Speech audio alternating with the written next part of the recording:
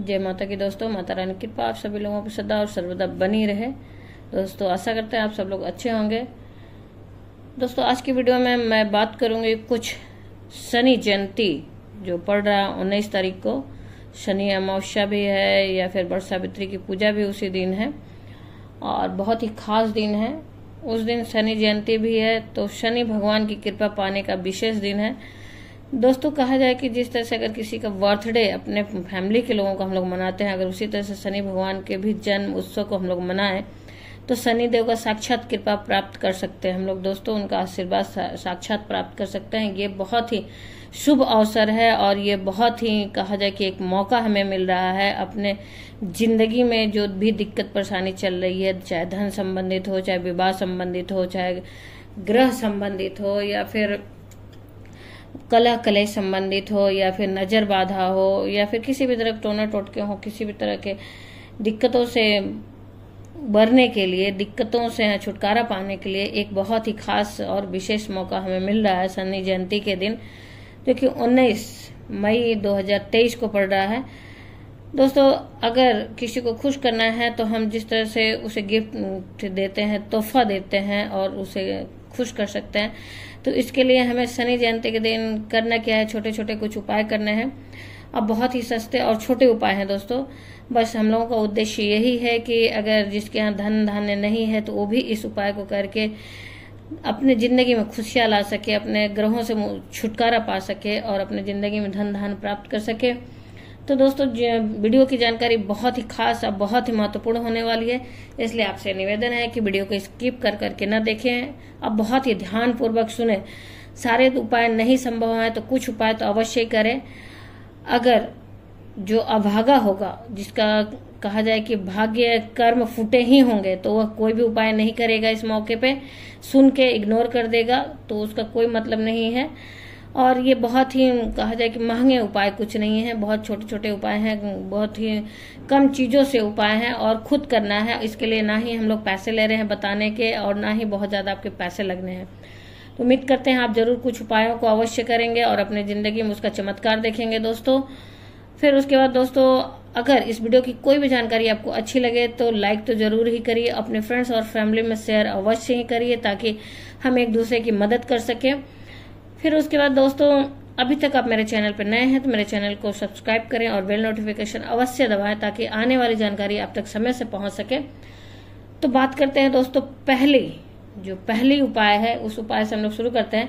शनि जयंती के दिन, जिस दिन शनि जयंती पड़ रहा है, शनि जयंती के दिन लोहे का त्रिशूल किसी भी महादेव की मंदिर हो, शंकर जी की मंदिर हो, या फिर महाकाल या फिर भैरव जी की मंदिर हो, या फिर नहीं संभव है तो माता काली की हो या फिर देवी माँ की हो, किसी भी मतलब मंदिर में आप ले जाके लोहे के त्रिशूल को अवश्य दान करें। लोहे के त्रिशूल वहां पे अवश्य चढ़ा के आए।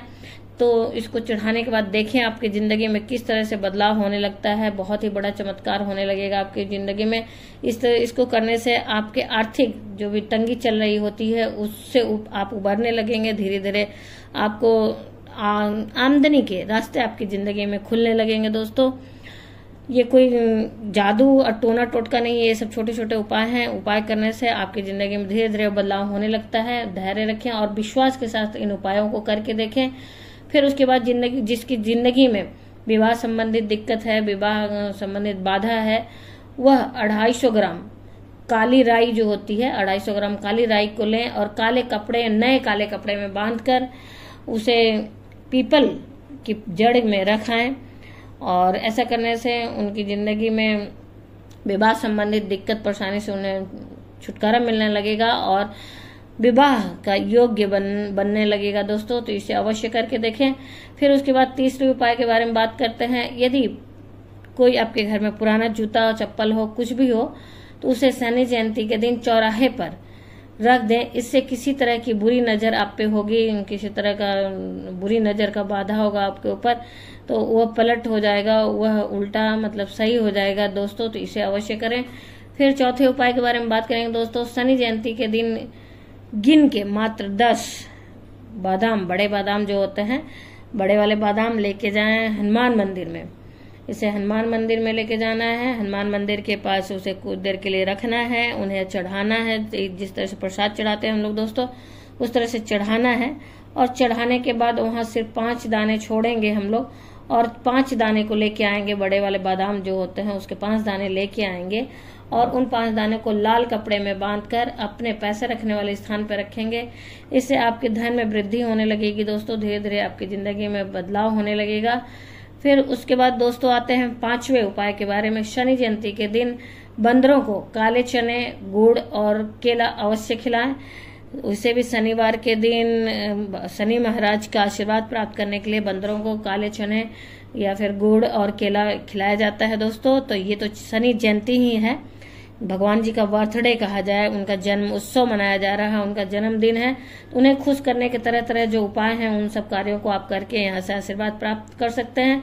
अब बात करते हैं हम लोग दोस्तों 6वें उपाय के बारे में। शनि जयंती के दिन सरसों के तेल का छाया जो होता है, सरसों का तेल का छाया जो हम लोग दान करते हैं, उसे लोहे के पात्र में सरसों के तेल को भरकर अपने चेहरे को उसमें देखें, और अपने चेहरे को देखने के बाद उसमें आपका जो छाया बनेगा उसे दान दिया जाता है। तो उसे आपको अपने जो सरसों तेल आपको डालना है उसे पहले से अपने घर में लाके रखें, उसी दिन तुरंत खरीद के तुरंत न दान दें।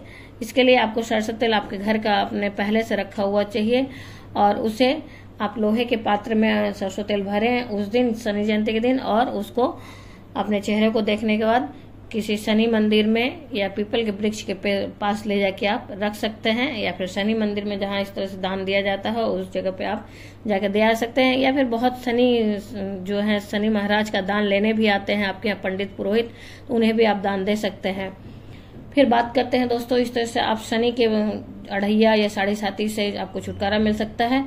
फिर शनि जयंती के दिन ही दोस्तों नारियल पानी में विसर्जित करें, बहते हुए जल में उसे पानी में विसर्जित करना है, लेकिन उस नारियल को अपने ऊपर से 7 बार फेर लें, एंटी क्लॉकवाइज उसे अपने सर के ऊपर से 7 बार घुमा लें। घुमाने के बाद उसे आप ले जाके बहते हुए जल में प्रभावित करें। इससे आपके ऊपर की जो नकारात्मक दिक्कत परेशानी है, नकारात्मक शक्तियों का जो आपके ऊपर वास है वो खत्म हो जाएगी। आप में पॉजिटिविटी का मतलब ऊर्जा आएगा, और आप के अंदर जो भी कमी होगी वह उस जल में प्रभावित हो जाएगा उस नारियल के साथ, और आप अच्छे होने लगेंगे।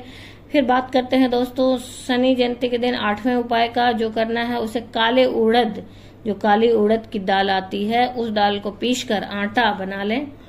उसे काली उड़द की दाल को बाहर से लाने पे कोई विश्वास रह नहीं जाता है कि ये किस चीज का आटा दे रहे हैं। अगर आप घर में उसे पीसते हैं तो पता चल जाता है। मिक्सी आजकल सबके घर में है, मिक्सी में उसे पीस के उसे छान लें, और आटा बन जाएगा तो उसे गूंथ कर गोलियां बनाएं, और गोलियां बना के मछलियों को खिलाएं। इससे ग्रह संबंधित बाधा से आपको मुक्ति मिलेगी दोस्तों। उसके बाद बात करते हैं दोस्तों 9वें उपाय के बारे में। शनि जयंती को आग कहा जाए, कुछ लोग उसे मंदार का पौधा भी कहते हैं। मंदार के पौधे पर 7 लोहे की कील चढ़ाना है।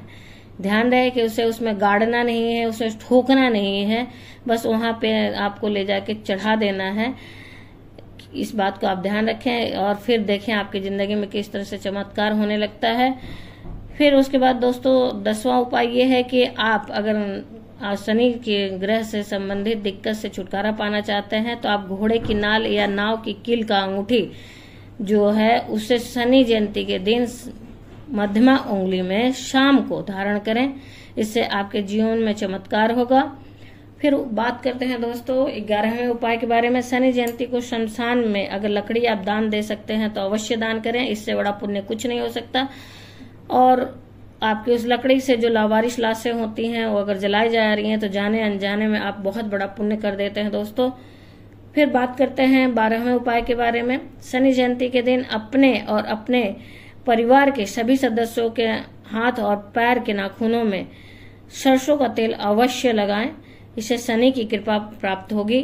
दोस्तों अब हम बात करेंगे 13वें उपाय के बारे में। शनि जयंती के दिन भोर में आप भोर में टहलने जाएं तो अति उत्तम है। उसमें आप चींटियों को शक्कर और आटा और काला तिल मिला के खिला सकते हैं। किसी भी पेड़ के नीचे आप देखेंगे कि अक्सर चींटियां रहती हैं, या फिर आप नहीं भी टहलने जाते हैं तो उस दिन अवश्य निकलें और जाके ये कार्य करके आएं। फिर उसके बाद बात करते हैं, इसको करने से आप देखेंगे आपकी जिंदगी में किस तरह से बदलाव होने लगता है और आपको हर तरह की परेशानियों से जो काम होते होते रुक जाते हैं वो काम बनने लगेंगे।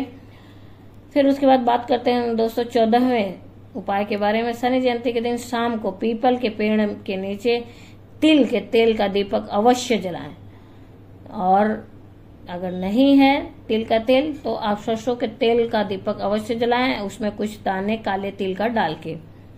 इस उपाय को करके देखें दोस्तों, बहुत ही बड़ा लाभ मिलता है, बहुत बड़ा चमत्कारी उपाय है ये।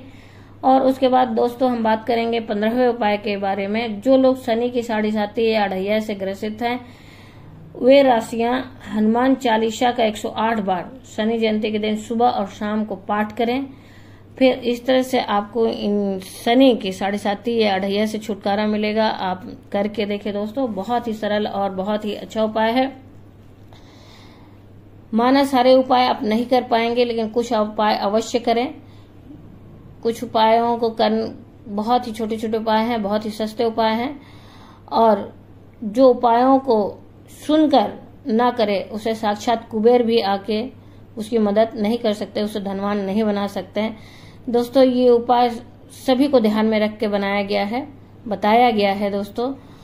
अगर सबके पास हजारों रुपए नहीं होते और सब कोई महंगे उपायों को नहीं कर सकता दोस्तों, इसका मतलब ये नहीं कि जिसके पास पैसे नहीं हैं वो हमेशा गरीबी में या फिर अभाव में जिंदगी गुजारे।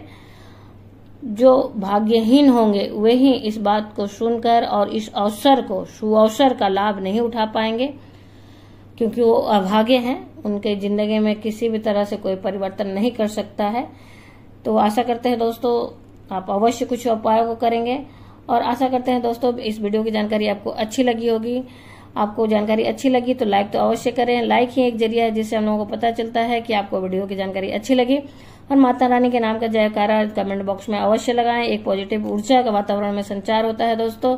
फिर उसके बाद दोस्तों आप अभी तक मेरे चैनल पर नए हैं तो मेरे चैनल को सब्सक्राइब करें और बेल नोटिफिकेशन अवश्य दबाएं ताकि आने वाली जानकारी आप तक समय से पहुंच सके। फिर दोस्तों किसी भी तरह का सुझाव हो तो कमेंट बॉक्स में अवश्य लिखें, और किसी भी व्रत और त्योहार से संबंधित कोई भी जानकारी चाहिए तो आप कमेंट बॉक्स में लिख सकते हैं दोस्तों। जय माता की दोस्तों, धन्यवाद दोस्तों। फिर मिलते हैं एक नई जानकारी के साथ नई वीडियो में।